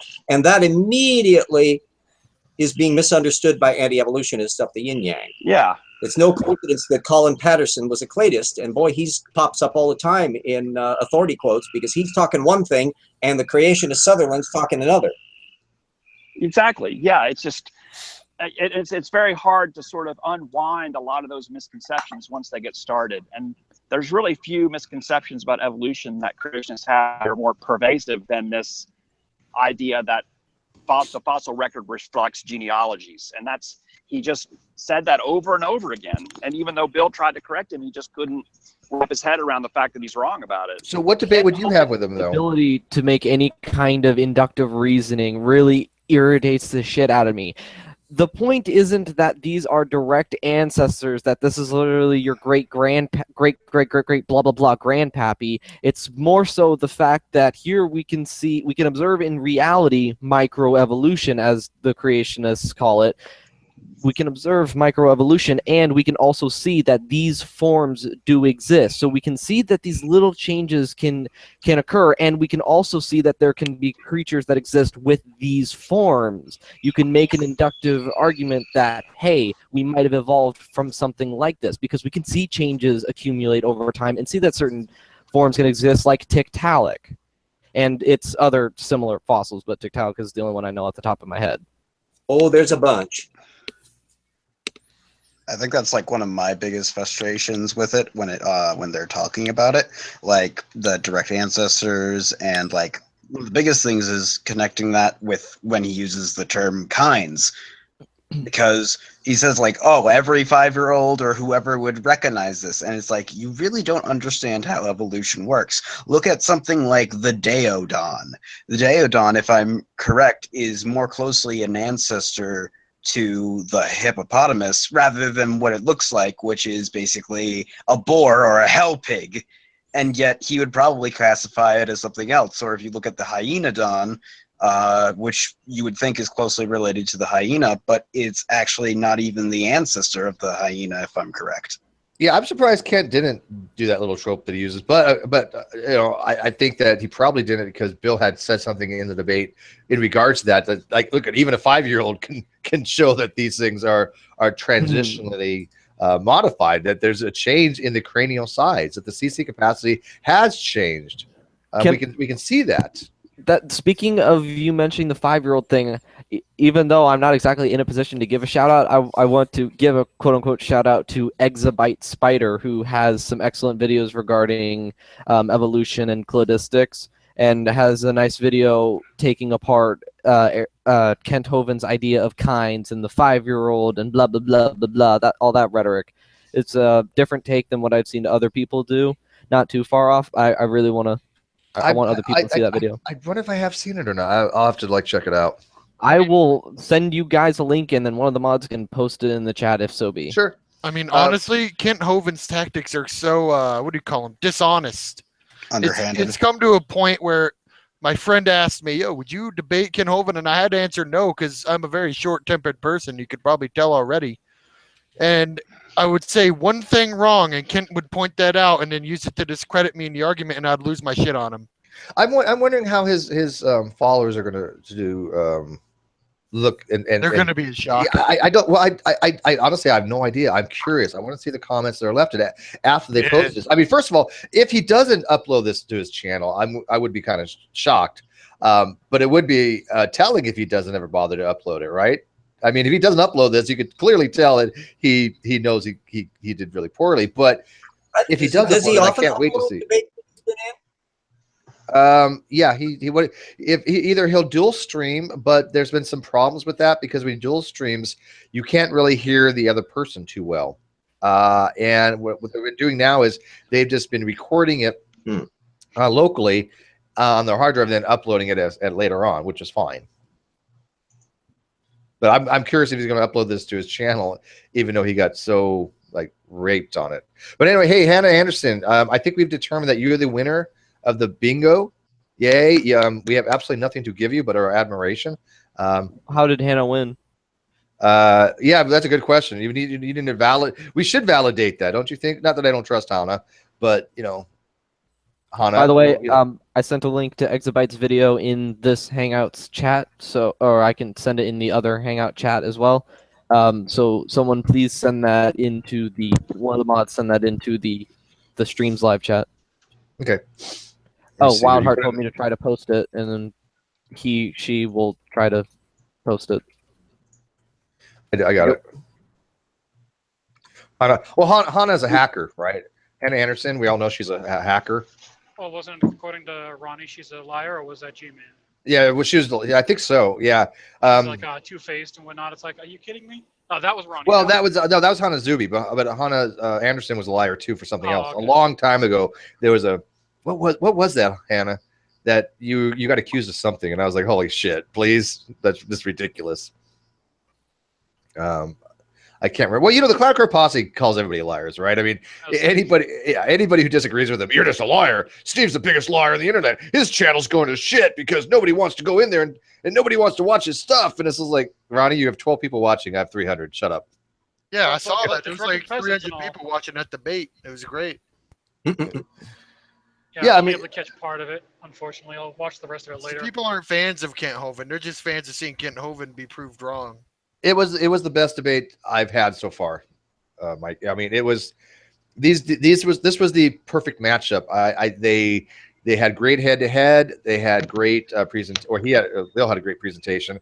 I think that it took Kent down many notches, especially after MP was saying that Kent was riding a high because he did better than Nolan did, but in the last debate. So I guess he was kind of figuring, hey, all these guys from the great debate community, they're going to get stomped on.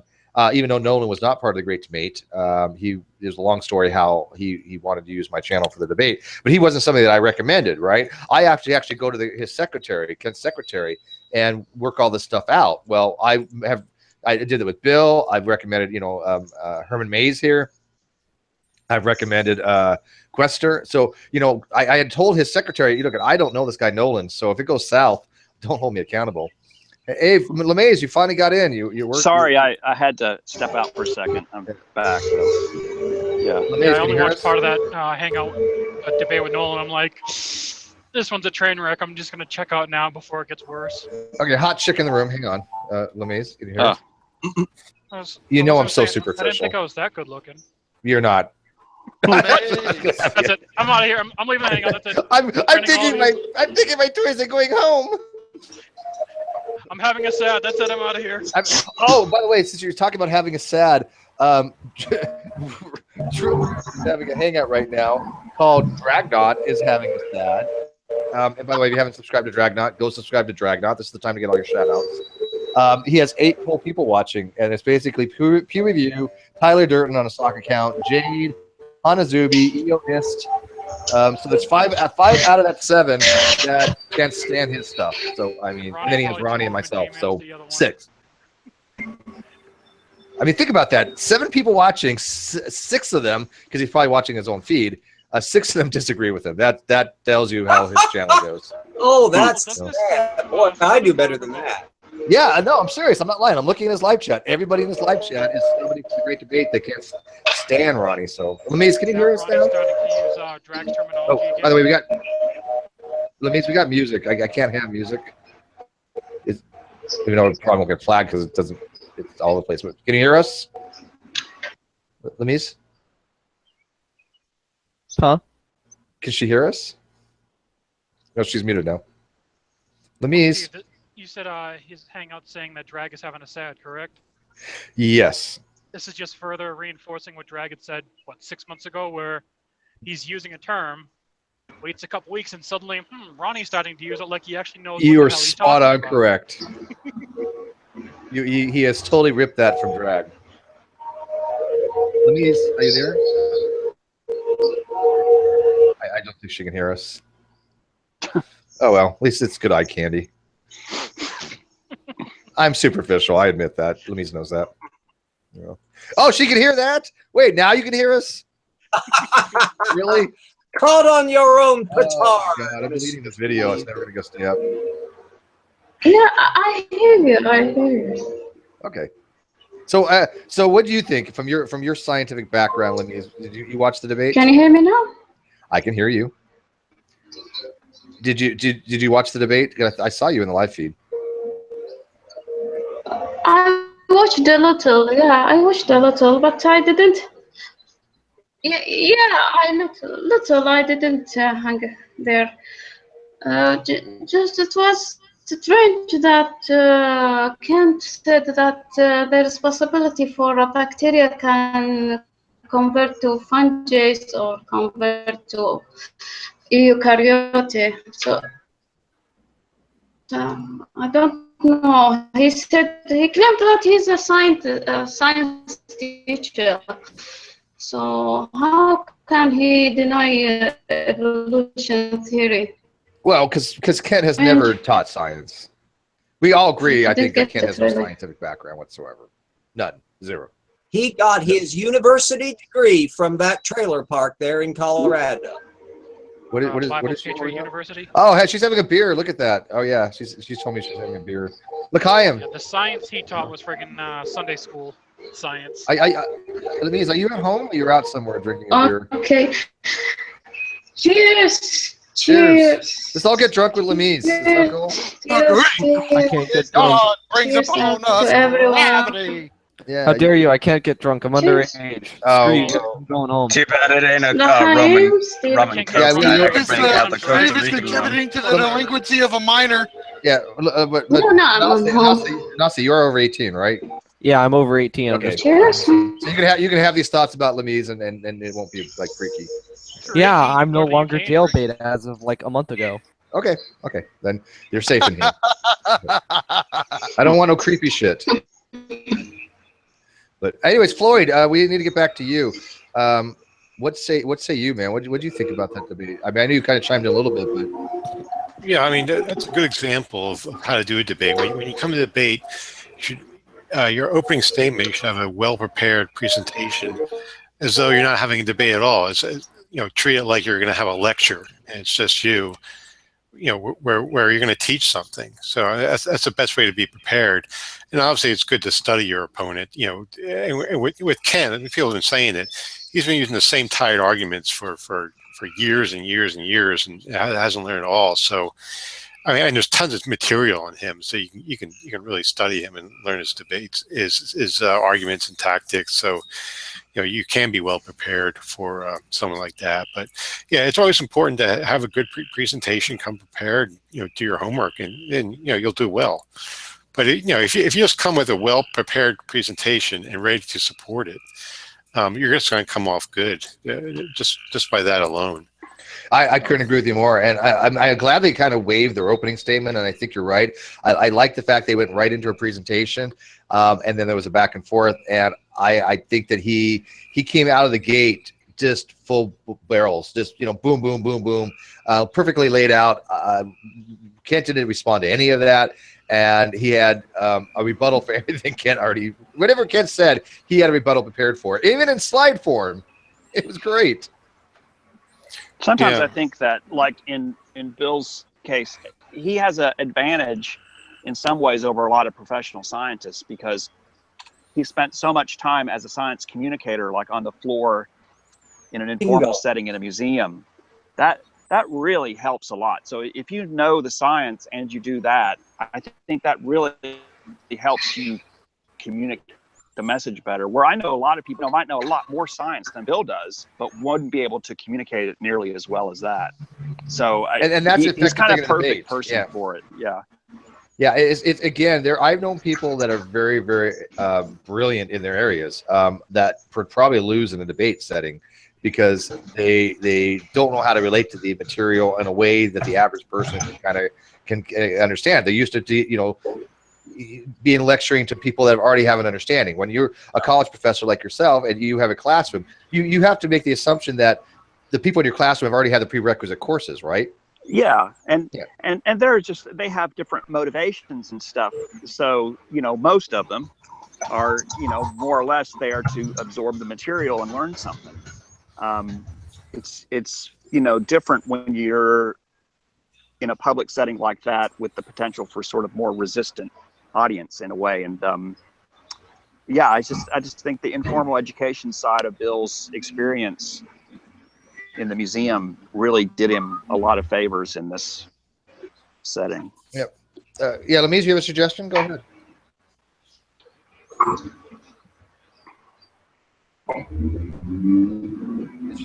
Is she talking or going to sneeze? By the way, Lamise lives in Jordan, and she has the world's worst internet connection in the history of internet connections. It's basically two styrofoam cups and a string.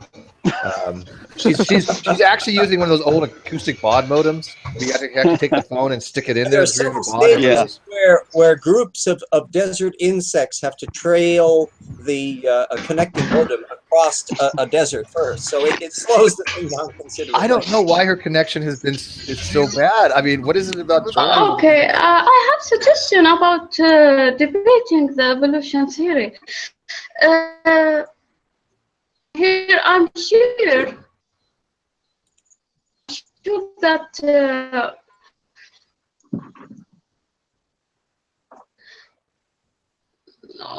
maybe her connection would be better if she turned off the video. I know, but we all looking at her.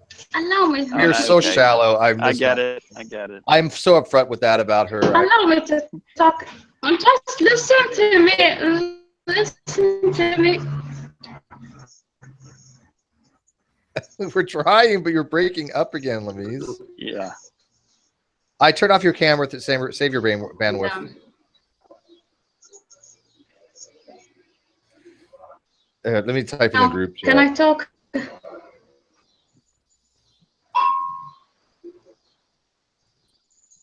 you live on that one island that shares like one modem? Okay, about the PCR. I guess everyone here know what is the PCR, okay? Device. Yeah, we know what a PCR is. Mm-hmm. Yeah. I don't think I do, unless I know it by its non-acronym. Polymerase chain reaction. The PCR. Can I? I'm not familiar with that. Sorry, I'm a new fag. We'll explain to you afterwards. Go ahead, Lamise. Oh, damn it. Lamise, explain it for the layman audience, if you would. Okay, forget it. I don't think she can hear us. If she can turn off the video and just leave her picture up. I put that in the group chat. But... PCR is just a way of copying DNA, a targeted piece of DNA. It's like it's just a biochemical way to find a needle in a big haystack. So out of all the genome, you can target one area, make lots and lots of copies of that one area. Cool. It's basically you amplify a small portion of the DNA so you can get multiple copies of it. Well, that's PCR, yeah. Mm-hmm. So it's duplications the genes what, like right next to each other in the DNA strand? Anywhere you want in the genome. You just have to have polymerases copy DNA, but they can't just start anywhere. They have to have what's called a primer. So they copy DNA from a single strand of DNA. So if it's a double helix, they're just copying off of one strand. Oh. And you have a primer as a little short piece of DNA that sticks to only one place in the genome, and that tells the polymerase where to start. And you have two on either side, two primers, and they'll copy all the DNA that's between those two primers. Cool. Primers to load A and make copies of it. You can then analyze it in a way that you couldn't if you were just trying to traipse with a little tiny single molecule. So I'm not sure what her question was about it, but that's. Hey, how about we just do this because she has a better connection. Lamise, why'd you just type it out in the group chat? Then we'll read it out. Type, because she has a lot of background noise. Now, I'm assuming you can use that kind of reaction to help with like diagnosing certain diseases and conditions, right? Oh, PCR is one of the most widespread molecular tools in all of biology. And it's used for. Is it used for GMOs? Everything. You can't do molecular biology at all with DNA without PCR. There's almost no study of genomes that doesn't incorporate some aspect of it in one way or the other.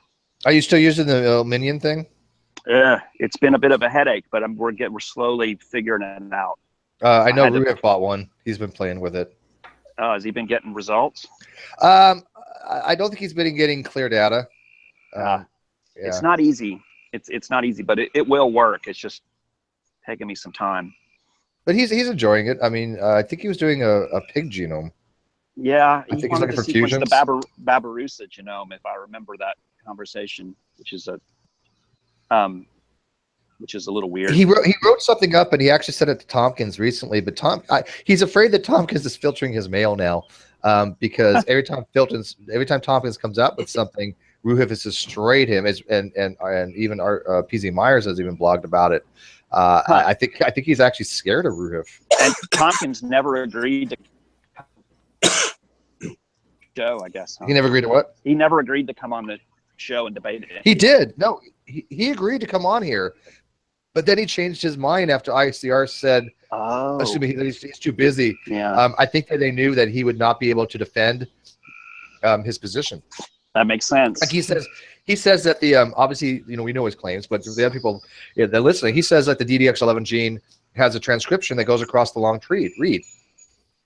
Well, there's a short read transcription, but we looked at all the different databases, Ensemble and other places. We've never seen what he's saying for a high expression rate.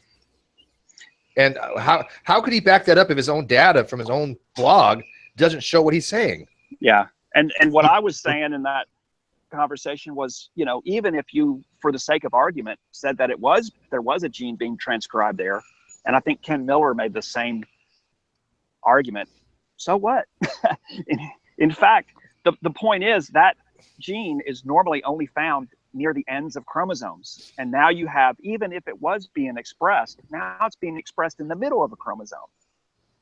Which is unusual. Really an argument against the chromosomal fusion. So it's, and on top of that, there's no strong evidence that it's expressed anyway. So in a way, it's not really any kind of straw they can. Yeah, well, I mean, how many other chromosomes in the genome have a cryptic centromere? Well, they don't have a cryptic centromere, but that particular gene, if I recall correctly. But HT2 does.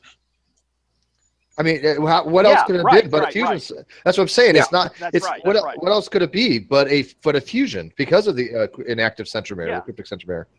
Yeah, and even those genes that I'm saying that are around it are on other chromosomes, but they're always at the ends. They're not Right. in the They're middle. near the telomeres, right, or the subtelomeric region. Yeah, yeah, yeah. So it's even if it was expressed, which apparently there's no evidence that it is. Even that's not really an argument for anything. So. See, we kind of pretend that we know. I know what I'm talking about. I don't. Don't ever think that I do. But I've just been around these topics for so long. I've got the arguments down, right? Yeah. So I don't know what the fuck I'm talking about. But Still it's okay. newer to this. I've been following this shit since I was young. Really younger compared to where I am now. That is. Well, here, let me ask. Herman. It's so funny when people like Ronnie is just like, well, Steve doesn't understand any of this stuff, and I have to keep correcting him. And this is the guy that thinks DNA, if you put it in water, you take it like a DNA pellet, you stick it in water and it dissolves. That was the guy that says that it degrades and it falls apart to its nucleotide sequences, and the monomers fall apart, and the glycosidic bonds fall apart. They didn't know what a glycosidic bond was. He didn't know the difference between a covalent and an ionic bond. And then he says, oh, well, basically, yeah, it gets reconstituted, and then you could do a PCR reaction that way. It's like, so how would that work if DNA fell apart so that the bonds did break, the sugar phosphate bonds did break, and you had all these nucleotides everywhere? How would it ever just magically come back together? It's impossible. Yeah. I mean, It would be like a tornado in a junkyard. Right. Holy crap! I feel like I'm actually arguing with a creationist. Can I show one of Ken's slides? While you're doing that, let me read this off. Yeah, go ahead, Floyd. Lemise actually said, PCR proved there are similarities between humans' DNA and the rest of the DNA organism. Yeah. I presume she meant the rest of the DNA found in other organisms. In other words, DNA is shared between all life, and it's actually a meaningful relationship. Well, we knew about those. We knew about those. Sorry, go ahead, Herman. You're cutting out a little bit, buddy. We didn't until the 80s, and we knew since going back to the 60s by sequencing proteins, because we were able to sequence proteins before we were able to DNA molecules. That goes back to Linus Paul. Is Herman and Lemise sharing the same internet connection? They're at the same McDonald's. They're at the same McDonald's. Sharing the same Walmart connection. Zucker we made Lemise laugh. They sequenced proteins, and they found these similarities way back then. So we knew about this long before PCR. I think it's funny. I saw somewhere that like cats and tigers and stuff like that have about a 95% similarity in their DNA, and that makes them, you know what I mean, right? So that makes them related. And then humans and monkeys had about 98, and yet creationists don't give a shit. Yeah. Well, you have to be careful when you start talking about these similarity numbers. So usually what that means when you hear those numbers thrown around is that if you take two genes that are the same in two organisms and compare them, their sequences, those two genes will have a certain percent identity, which means a certain percentage of them are the same nucleotides on average, because two people don't necessarily have the same. Right, so that's based on comparing two homologous regions of the genome, which homologous means they come from there are two copies from a common ancestor. There's other differences in DNA besides just that. So it's not like everything has the same genome size, and those numbers apply to every genome equally, because our genomes aren't the same size. So that's only comparing two segments of DNA that are basically doing the same thing, that are comparing apples to apples, basically, between two organisms. You don't really want to do a whole genome comparison, right? I mean, you want. Oh yeah, you do that all the time, but it's a much more complicated thing that doesn't simply boil down to a single number. Okay, that makes more sense. Even a whole genome comparison amongst twins, even that's not identical. Well, I mean, the first, they still threw out that 70% number. Remember when Tompkins did his first genomic analysis, and he used the blast version that had that bug, and he threw it in from batch, but the way you do the batching, it didn't read, it didn't process it right, so you'd have these weird numbers, and he realized he was wrong. He retracted that paper, but people still threw out that 70% number. Oh well, they have done new studies to show that we're only 70% related to pan-troglodytes. Well, no, that's long since been debunked. Even Tompkins has rescinded that and he's even said, yeah, there was a program with BLAST. He's tried to redo that study to try to get numbers similar. The best he can come up with, I think, was like 80 to 85, but then he was manipulating the parameters, like using gap parameters and stuff. I think if you did a comparison between any two organisms and you want to compare, the key is not any one pairwise comparison between two organisms isn't relevant. You need to put that in context. So if you did that same method on humans and chimps and it was 70 or 85%, whatever it is, you would have to do that same comparison with humans and gorillas as another pairwise comparison, or humans and mice. Humans and cows. You would get this nested set of similarities, really no matter what your comparison is. So whatever the metric is, it's not the absolute number that's important. It's how that number fits in to comparisons with other pairwise. Yeah, relative to other. Yeah, exactly. Yeah. Relative, especially to members of Hominidae, right? I mean, we have a relationship with obviously orangutan and gorillas and bonobos, but you would want to see the similarities differ the farther you go back. Yes. In the clade, right? And also, he's never. I wish Bill would have mentioned this, but how does Kent respond to, like you said, you started with protein analysis initially. So when it comes to proteomics, we can see there's a conservation of many different types of proteins. Like one of the ones we like to talk about is the cytochrome C. That's highly conserved. How does he?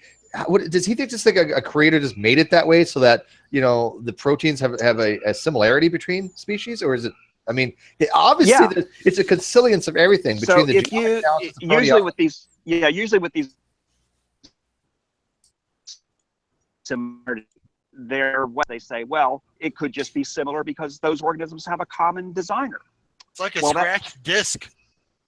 But that's not parsimonious to say that though. I mean, it could be possible, sure. Well, here's the trick. Here's the rub with that though, is that you get similarities between two organisms that are very different designed.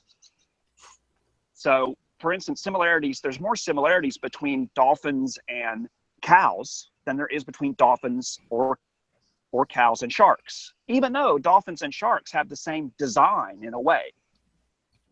They're doing the same thing. So why does the designer make a mammal-like protein and give it a lifestyle more like a shark compared to a cow? And then there are most of the differences we study when we look at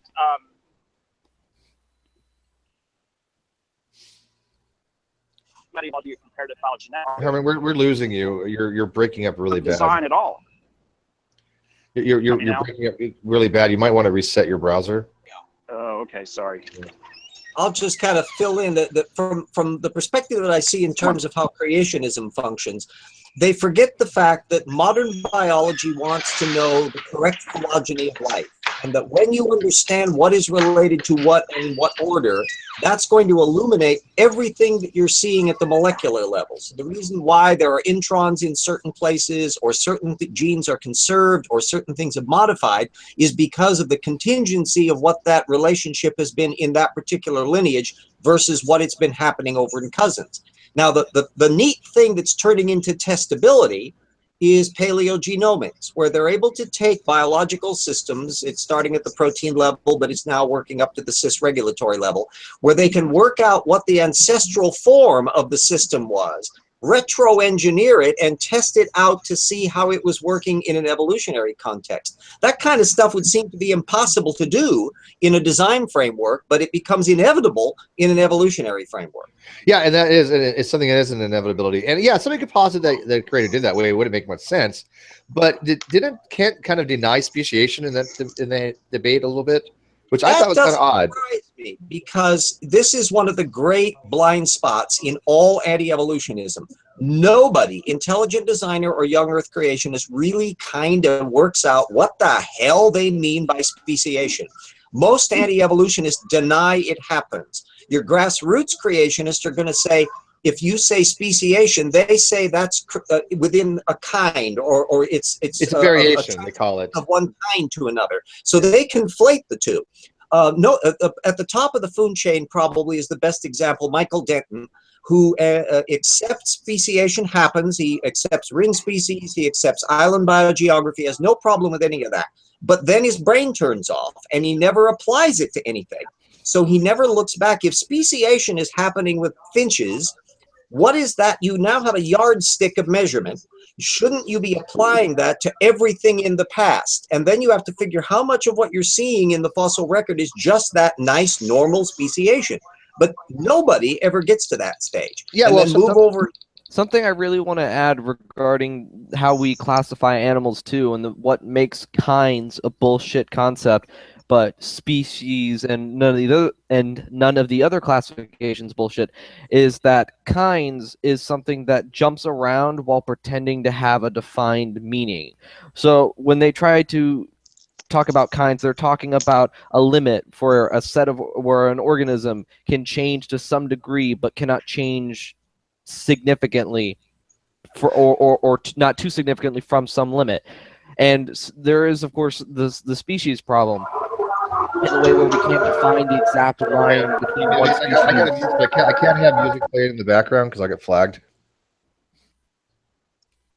So we can't define a hard line from one species to another. But the thing about it is that we ground that in observation, the gradual change punctuated with punctuated equilibrium involved as well. But I'm just going to talk about gradual change.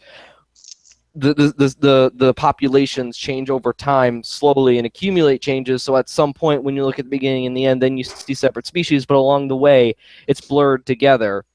Well, there are young Earth creationists that accept speciation, though. I mean, Dr. Safadi accepts speciation. He's told me that directly to me. Right, but the point I'm making. Hang on, creation.com actually tells people, look at a really informed creationist will fully admit speciation happens because you have to have speciation to account for the quote unquote arc story, right? How do you get from two things to the amount of species we have today without speciation? So they at least tell creationists, look at guys, there's obviously speciation. We can't have the creationist narrative without it.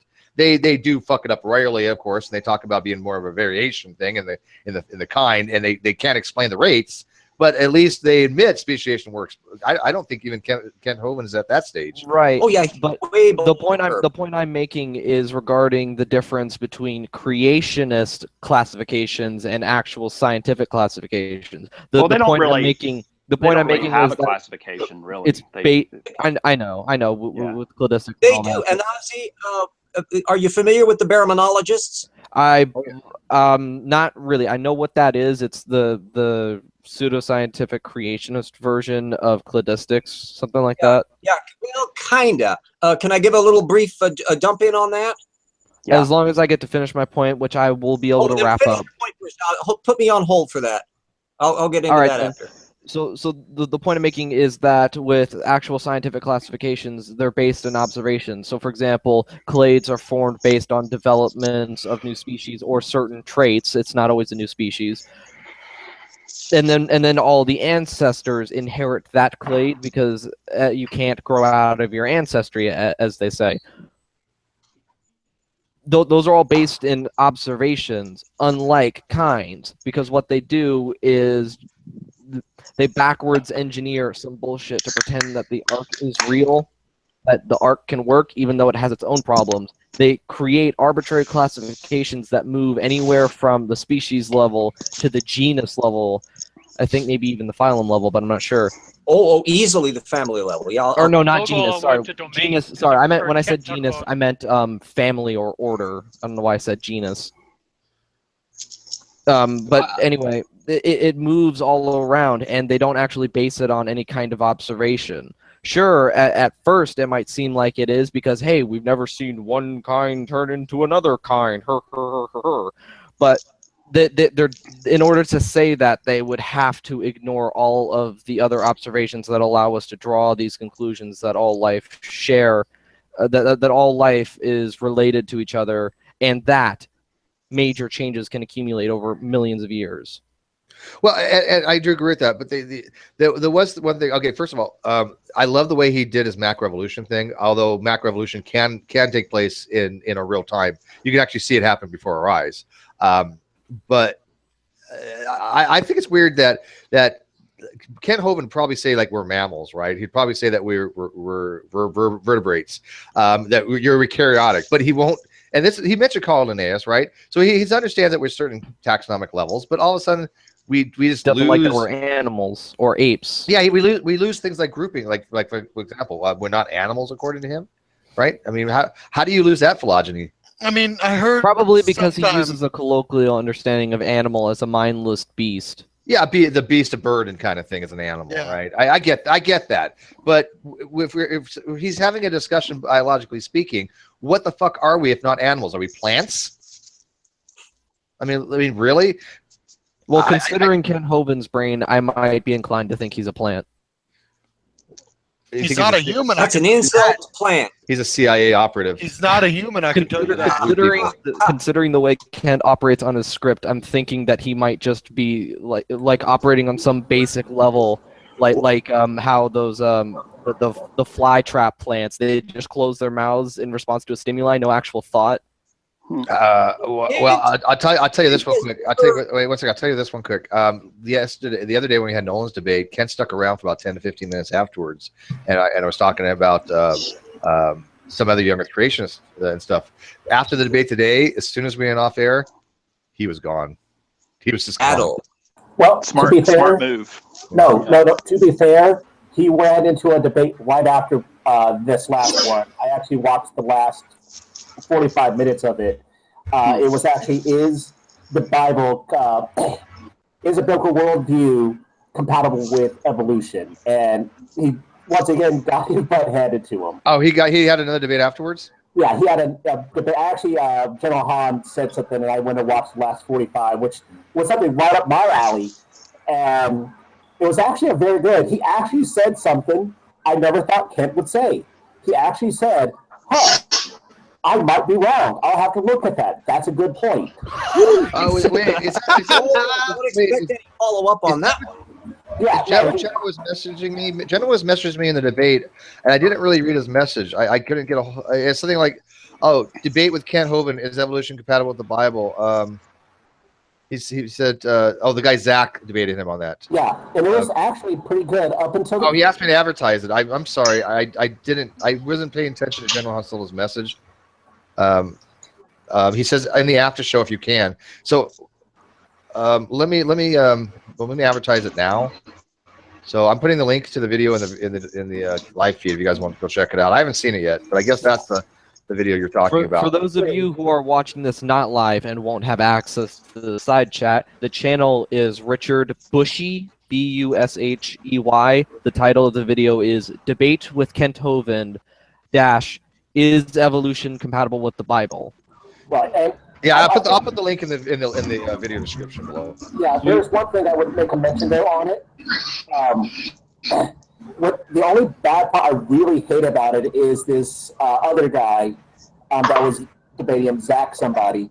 They're doing their closing debates, and Zach, I thought, did a very good example, very good showing that there was animal death before the flood. Before in the Garden of Eden.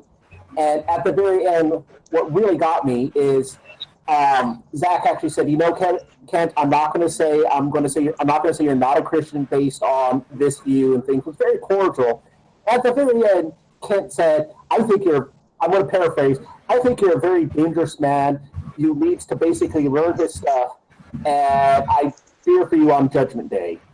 So even on a very simple thing where Kent admits he could be wrong, he can't help but threaten people. I noticed that too. And by the way, General Hansel, if you are listening to this, I added the video description. So thanks for that. And I will watch it afterwards. He's got a small channel, and I'll check it out. But I think you're right. When Kent gets backed into a corner, the defensive mechanism kicks in, right? The walls go up, and it's just like, well, you're going to be able to account for God one of these days, and it's just like that's not how you win a debate. You've taken it out of the realm of the evidence being presented, and now you're making it a theological discussion, right? And if you want to have a theological discussion, there's people that are willing to do that, but this was not a theologically based debate. It was, is there evidence for evolution, human evolution? What does it matter about deity in that regard? The evidence is there regardless if the God exists or not. Or maybe the evidence doesn't exist, hypothetically speaking, but it's irrelevant to whether God exists. I don't know why he keeps falling back on that. He did do the same thing to Bill too, right? Didn't he kind of mention something? Oh, it's dangerous. You're teaching kids in a museum, kind of thing. And I mean, he kind of did the same thing to Bill in a way. Yeah, it's like, oh, you're just teaching this to kids. It's dangerous. I'm like, you're teaching man walking fucking dinosaurs. You don't see a problem with that? Yeah, seriously, it's crazy. Oh, got it. I'm sorry I'm not feeling better, guys. I'd keep this open longer, but Lamese, there's so much background noise. But I do got to go and show people how to do this debate stuff that I'm probably going to lay down. But anyways, anybody wants to get some last words in before we close this out? Let my last words be a request. Can you put Exabyte Spider's video in the description as well, the one that I talked about earlier in the stream? Sure. Thanks. Yeah, I want to say thanks a lot, Steve, for putting these on. You've done a great job with them. Well, I want to thank you, and I want to thank the rest of you that come in and be a part of the Great Debate community. I wouldn't have a channel without you guys. I mean, literally, my audience and the experts and the lay people that come into the Great Debate community, they are the Great Debate community. Woo! You know, so yeah. Yeah, well, you've made a good forum for people, I think, and it's good. It's nice to see it grow. So. He's like, I hate this. No, I don't hate you at all. No. I actually do have one thought I want to leave on, a very short thought, which is I really want to see Kent Hovind define what he thinks a religion is. God, I keep stuttering. Belief. He thinks that if you believe or have faith that evolutionary theory is a model, then it's equivalent to his faith in a deity, which obviously suffers from the equivocation fallacy. You know? Yep. Clearly, because I mean, I have no problem with the word faith. We have faith as far as the confidence level, but his faith in a deity is not the same type of faith. It's just not. The word is used differently in that context, right? I don't mind the word faith. I think it has some nice poetic kind of quality to it. You got to have faith. Okay, Steve, I'm going to see you later. I'm going to go too. You know, that's a nice, fun message. All right, thanks a lot. Okay, thanks a lot. Steve, don't start singing. It's not rum and coke night yet. Yeah, I only do that when I do rum and coke night, which is going to be not very often anymore. That alcohol I had last night that was good. It was apple beer. Yeah, those Mike's Hard apples. I lost so much sleep. No, it wasn't Mike's. It was some other brand, but it was really good. It was apple beer, just yum. Lemmy says, Steve, ask creationists if they believe God created oxygen. Well, I think they would say yes, right? I mean, according to them, God. Yeah, I would think. Yeah. Yeah, especially the older doctrinal ones that don't allow a stellar fusion. Everything's very long because you really can't generate any of those heavier elements without a long amount of time frame. So yeah, all of that's just zotted in. Let the light and the stars come in on day 4. Yeah, I do. Iron's not possible within a couple million years. You have to get to Generation 2 supernovas. Lemmise had mentioned real quick that cyanobacteria produce the oxygen early on, right? I agree with that as well. Yeah, the big thing, particularly, they were basically polluting the planet with oxygen, rusting out the oceans. That's where most of our iron deposits come from. But I have to end this. But anyways, live chat. Thank you guys again. We had a lot of people watching this, and a lot of people coming into the Great Debate community. Thanks for all your support. Our page goes live tomorrow, so I do have to have this off air to show people how to edit it. But if you want to be a member of the Great Debate community, join us in these hangouts. The link below it says link to join the Great Debate community. Steve, can you hear me? Yes, I can hear you, Lemmise. Yes, go ahead. I can hear her, and then she stops talking. Every time you say Lemmise, I keep hearing Anise for like half a second. I had to think, oh, he's not talking to me. No, I'm talking to her. It's very hard to have a conversation with her because of her internet connection. And she's like, Steve doesn't like me. Oh, I adore you. But it's just so hard to have a conversation. Down, Steve. Down. Down, boy. What do you want? She's hot and she's smart. She's a food scientist. You know I'm a sapiosexual, right? I mean, when you got brains, it's awesome. But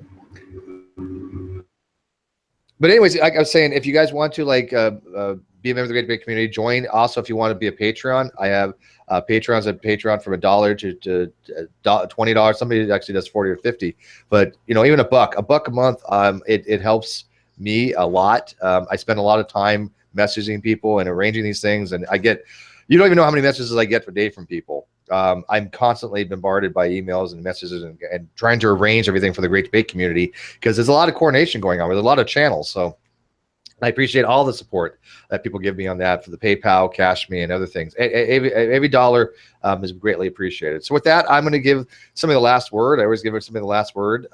This one's going to go to Floyd. Floyd, take us out with the last word. Boy, you put me on the spot here. Well, I think it says a lot when a person in a debate declares himself the winner. I think when you have to go that route, you actually think you're losing the debate. You have to say, I win. I think that shows your insecurity and lack of confidence in your presentation to go that route. I said I won in my debate with Ronnie, but only because I know I'd won. He actually had ran away. He left the debate. That's an instant win. So, right? Well, yeah. Well, I mean, if someone's going to leave the debate, I mean, what can you say about that?